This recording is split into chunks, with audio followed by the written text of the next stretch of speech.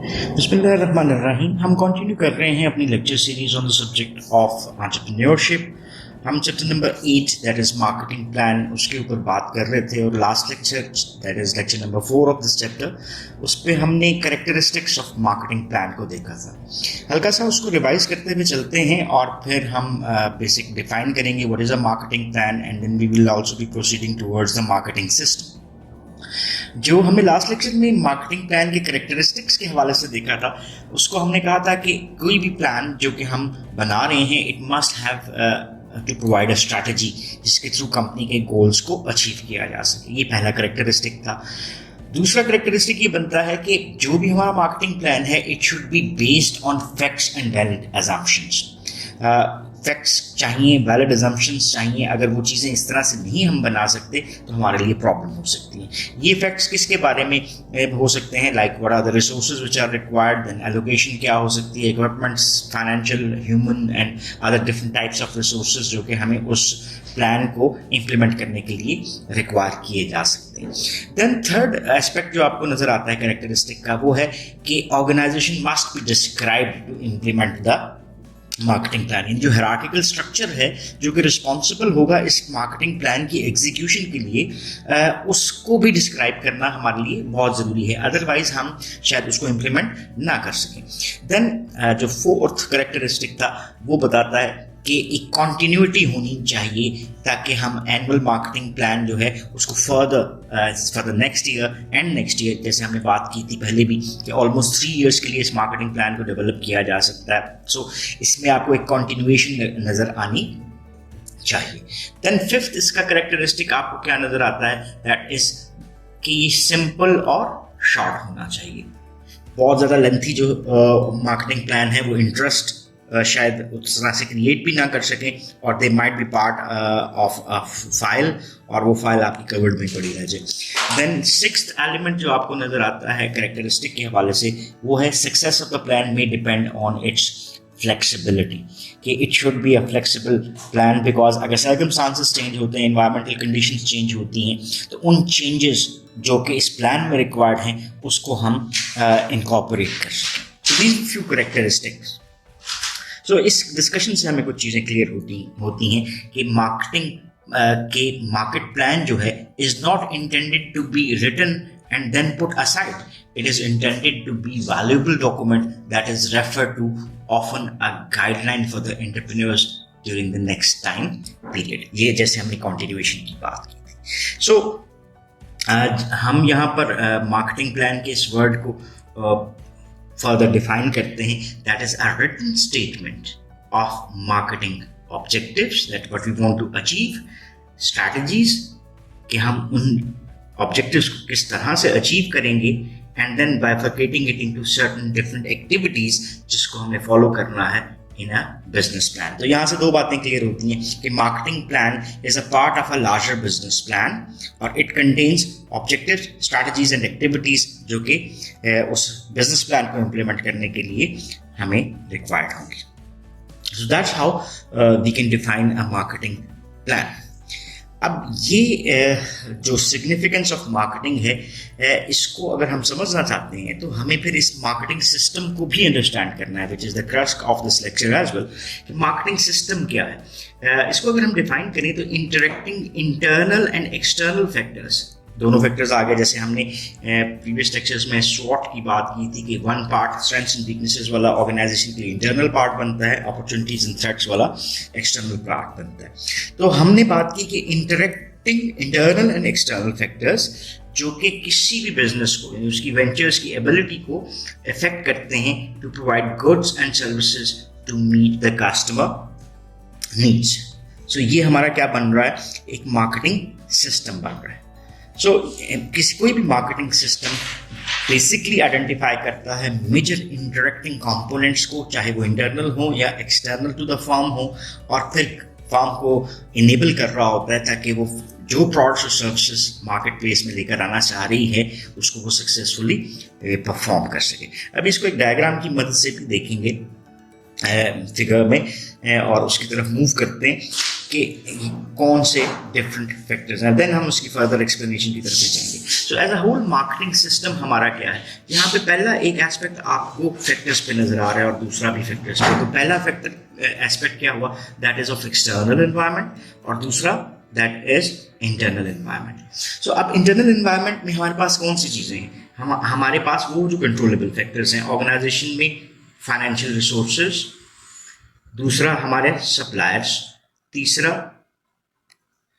Goals and objectives, और चौथा factor management team की सूरत में आपको नजर आता है. इसको फर्दर थोड़ा सा भी एक्सप्लेन भी करते हैं डायग्राम से हट के. पहले इस डायग्राम को अंडरस्टैंड कर लेते हैं. सो एक्सटर्नल एनवायरनमेंट में आपके पास इकोनॉमी है, देन सेकंड फैक्टर कल्चर का आ जाता है, फिर टेक्नोलॉजी है, फिर आपका demand status in the market, then legal consideration, then raw materials, और लास्ट फैक्टर है हमारा दैट इज द कंपटीशन.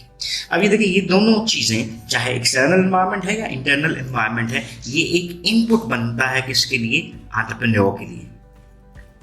सो आप ऐसे समझ सकते हैं कि हमने यहाँ से इंफॉर्मेशन गैदर कर ली as an input for the entrepreneur. So this leads towards the decision making regarding the development of a marketing plan.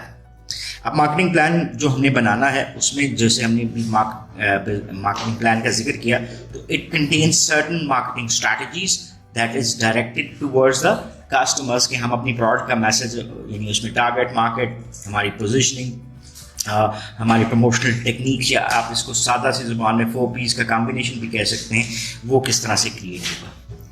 And then it has an impact upon the purchase decision of customers. So ये आपके देखें ना, यहाँ पे हमने ये लिखा हुआ है marketing mix decision that is of combination of 4 P's, और हमने कंज्यूमर बिहेवियर को इफेक्ट किया, यानी consumer behaviour regarding purchasing of any commodity in the market. यहाँ से एक आपको ये फीडबैक लूप नजर आ रही है.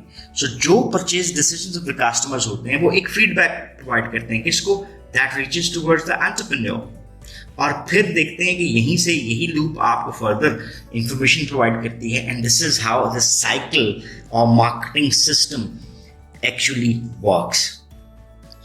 सो आई होप कि ये थोड़ी सी क्लैरिटी हमारी जनरेट हुई होगी of understanding the marketing system. अभी देख लेते हैं कि इसके डिफरेंट फैक्टर्स क्या हैं. जैसे हमने कहा, इसमें 2 बुनियादी फैक्टर्स नजर आते हैं. पहला एक एक्सटर्नल है और एक इंटरनल है. दोनों का बहुत इंपॉर्टेंट रोल है मार्केट प्लान डेवलपमेंट में. सो इनको आइडेंटिफाई करना और इनको डिस्कस करना, अंडरस्टैंड करना किसी भी बिजनेस प्लान को डेवलप करने के लिए बहुत ज़रूरी हो जाता है. सो अभी हम देखते हैं कि ये डिफरेंट जो अंडरस्टैंडिंग है वो किस तरह से जनरेट होती है. यहाँ पे हमने बात की कि जो हमारे पास इंटरनल एनवायरनमेंट है उसमें फाइनेंशियल रिसोर्सेज होंगे, सप्लायर्स होंगे, goals and objectives and management team. सबसे पहले इनको अंडरस्टैंड करते हैं. What do we mean by the financial resources? ये बेसिकली कंटेंट हमारा बनता है जो हमारा बिजनेस प्लान बन रहा है, उसमें हमारे पास फाइनेंशियल प्लान डेवलप होगा.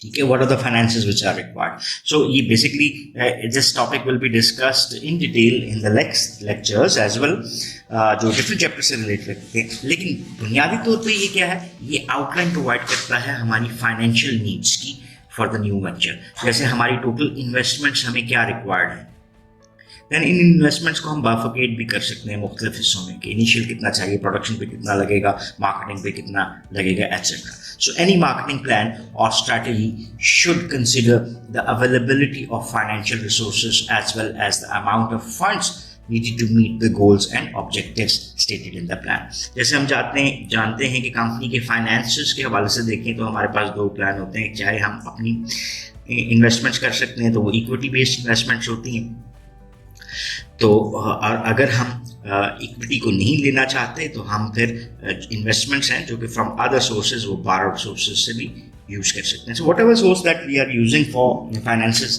But it should be good enough जो कि हमारी कंपनी की नीड्स के मुताबिक हो और हमारे प्लान की इम्प्लीमेंटेशन के लिए हमें जो रिक्वायर्ड चीज़ें हैं वो प्रोवाइड कर सकें.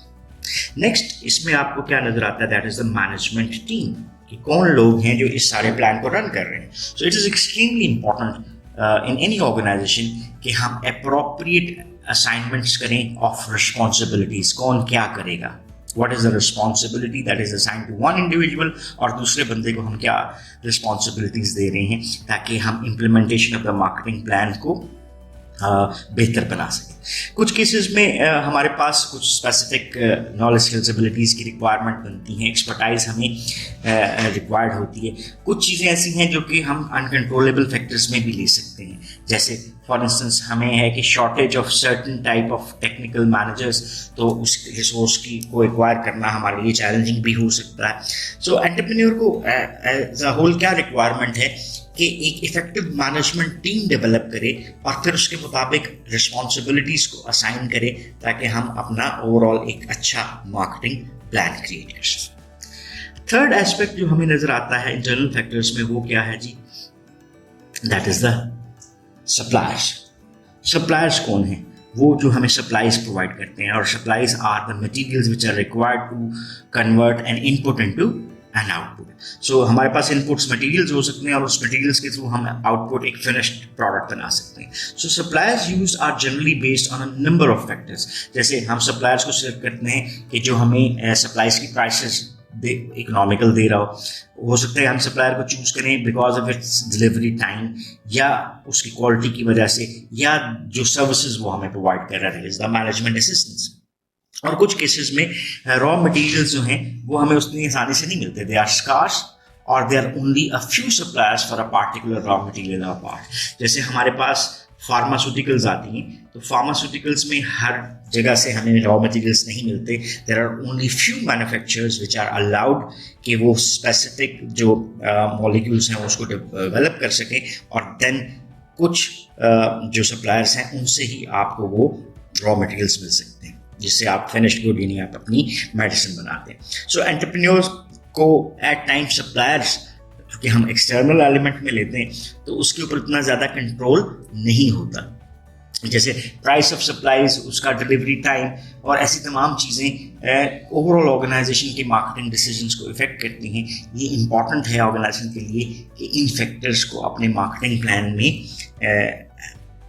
इम्पोर्टेंस दें, और सप्लायर्स को हम जैसे कंट्रोल करने वाली बात करते हैं वो कोशिश कर सकें ताकि हम इस वल्नरेबल फैक्टर को उतना वल्नरेबल ना रहने दें। देन कंपनी के मिशन की बात आती है, या गोल्स और ऑब्जेक्टिव्स भी आप इसको कहना चाहें तो इन सम अदर वर्ड्स कह सकते हैं। सो हमने पहले भी इसके ऊपर बात की कि कोई भी न्यू वेंचर जो हम करने जा रहे हैं should define the nature of its business, कि उसमें क्या एक्टिविटीज़ होंगी।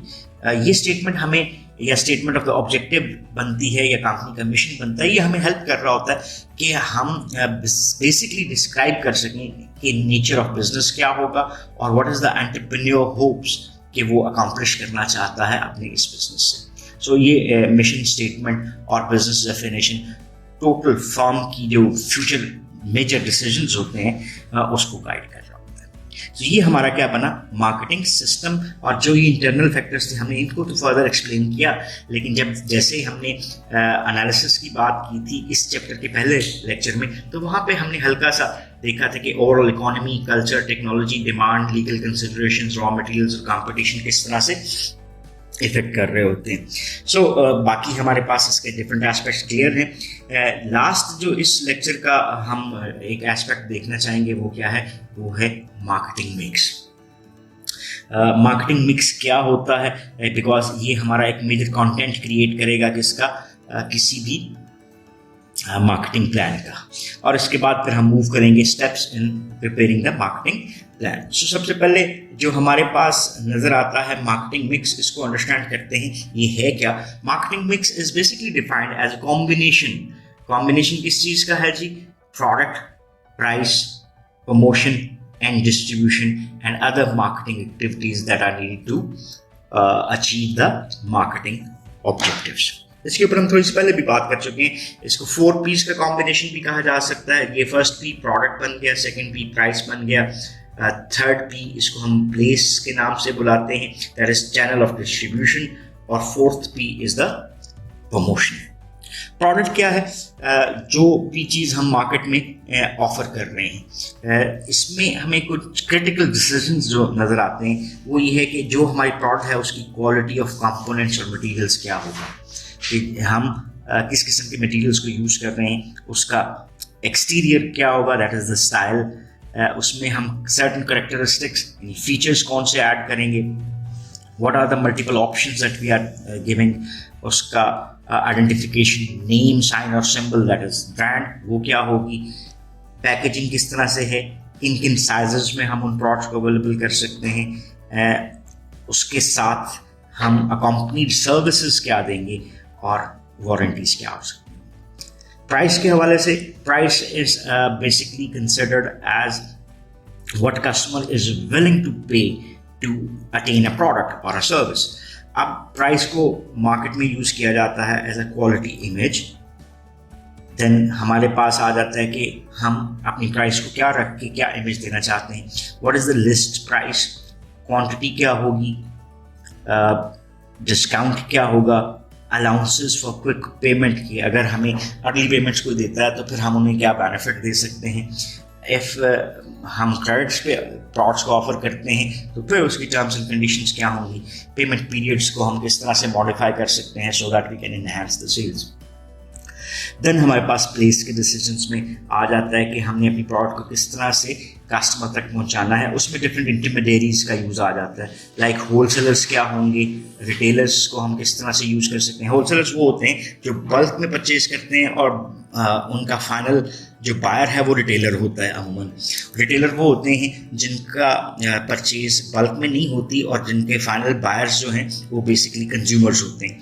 देन उसमें डिफरेंट टाइप्स ऑफ होलसेलर्स और रिटेलर्स आ जाते हैं, तो हमने किस कैटेगरी को यूटिलाइज करना है अपनी प्रोडक्ट्स और सर्विसेज के लिए, कितने को यूज करना है, how many wholesalers needs to be involve, length of a channel क्या होगी कि हम कितना जैसे यहाँ पर ये प्रोड्यूसर है, यहाँ पे एजेंट यूज कर लिया, फिर होलसेलर यूज कर लिया, फिर रिटेलर कर लिया और फिर कंज्यूमर तक पहुंचा, तो यहाँ पे लेंथ जो सी है वो आपको इंक्रीज नजर आ रही है। प्रोड्यूसर से होलसेलर और रिटेलर और कंज्यूमर लेंथ कम होगी, प्रोड्यूसर, रिटेलर और देन डायरेक्ट कंज्यूमर, तो ये लेंथ चेंज होगी। सो हमारे पास लेंथ के डिफरेंट डिसीजंस होते हैं। ज्योग्राफिकल एरिया यानी रीजन वाइज कवरेज किस तरह से होगी, इन्वेंट्री कंट्रोल कैसे किया जाएगा, that is inventory is basically called as readily available stock, उसको हम किस तरह से मेंटेन करते हैं and how transportation will be manage, तो ये क्रिटिकल डिसीजंस में आ जाता है। प्रमोशन में हमारे पास डिफरेंट मीडिया अल्टरनेटिव्स आते हैं, उन मीडिया अल्टरनेटिव्स को हम कैसे यूज करेंगे, लाइक हमारे पास टेलीविजन है, रेडियो है, प्रिंट मीडिया है, मैगजीन्स हैं, and then boards and hoardings and so many different choices, उसको हम किस तरह से कॉम्बिनेशन में यूज करते हैं। What will be the message, हमारे पास जो प्रमोशन है उसका मीडिया बजट कितना होगा, बजट से मुराद एड्स को रन करना, प्रोड्यूस करना, ये सारी चीज़ें उसमें आती हैं। रोल ऑफ पर्सनल सेलिंग के जैसे हमने पहले बात की थी कि हमारे पास प्रमोशन में 5 एस्पेक्ट्स आते हैं, that is advertising, personal selling, sales promotion, direct marketing और रिलेशनशिप मैनेजमेंट।